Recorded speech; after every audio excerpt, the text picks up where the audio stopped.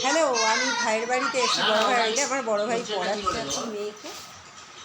আর আমাকে খাওয়ানোর জন্য আমার বিপদটাকে ননদ ভাজ একটা রান্না করছে। কী রেসিপি করছে সেটা আমি জানি না, ইউটিউবেতে দেখেছে, দেখুন।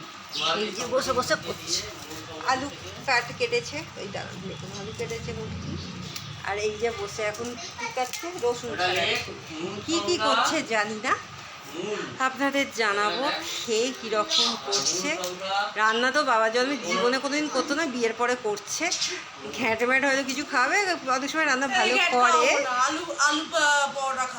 ও, আলুর পরোটা খাওয়াবে, সেটা আবার ইউটিউব দেখে শিখেছে। ও, নতুন স্টাইলে। আমরা যাই করি এখন ইউটিউব ছাড়া চলতে পারি না, এমনই আমাদের এখন অবস্থাটা হয়ে গেছে। আগেকার দিনে মানুষদের নিজেদের কত রান্না জানতো। আমার ঠাকুমা, আমার পিসিরা প্রচুর রান্না জানে, আমার মামুনিও জানতো।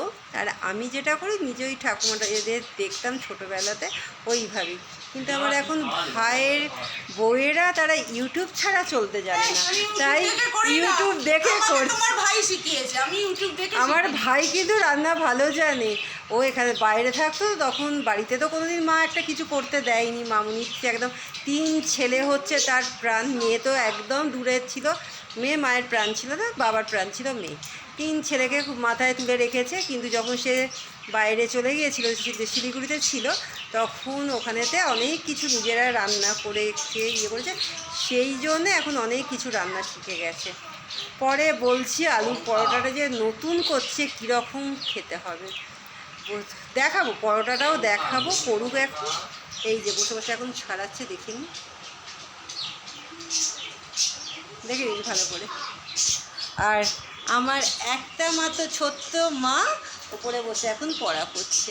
ওর পিপি ওকে বলছে যে আমি তো রয়েছি, তুমি এখন পড়ে নাও। আর আমার বড় ভাইও বসে আছে খালি গায়ে। কী আছে তাতে, তাই না? কোনো অসুবিধা নেই, ঠিক আছে। আবার পরে আসছি কীরকম কী করছে।